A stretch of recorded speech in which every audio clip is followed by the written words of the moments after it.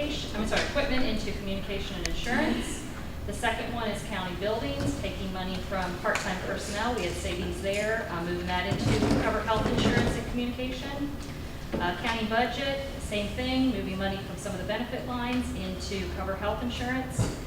County court clerk, the fourth one down, that is taking money from her personnel where she did not rehire right away and moving it in to cover her health insurance increases, as well as some postage, supplies, and equipment. The last one on page 1 is the EMA, and he's just moving money from part-time personnel roughly into overtime pay and dispatcher pay. Maybe any questions? Page 1. If not, move on. Page 2, here again, these are just line item transfers. Sheriff's Office, he's moving money from the various payroll lines where he had savings in the deputy line item, part-time personnel for the front doors, his Social Security retirement, and then moving that in to cover a lot of his overtime. He had increase as well in health insurance, unemployment, and Medicare taxes.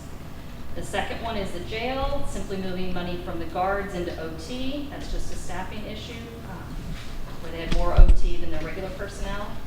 The third one, this one has changed from the original one that I sent out last week.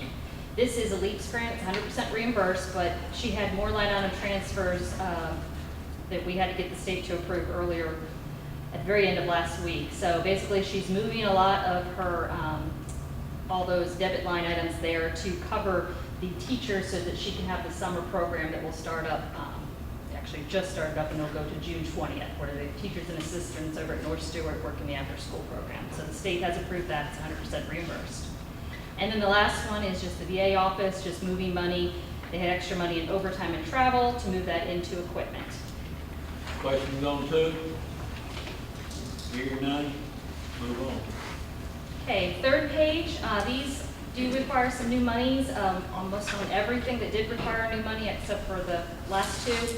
I'm taking it from interest income. We have had excessive interest income this year because that wasn't something that we originally budgeted because it had gone to the school prior. But we do have excess of those funds, so we were able to cover these areas that are going over. So the first one, that is the General Sessions Judge. This is the Judicial Commissioners. We've had turnover twice this year in the Judicial Commissioners, so when that happens, we have the current ones are training the new ones, so we're paying 2 different people at one time. So that's where we have extra payroll going out, and that's being covered by the interest income.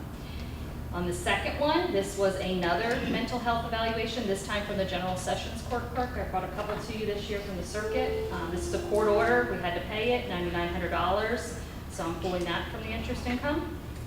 The third one, I bring this one to you almost every year. It's not too heavy this year, but we do have a little bit of potential increase on the autopsy services. We did have a price increase mid-year as well. So $5,000 there, pulling it from interest income. And then the last one on the page, this is the EMS.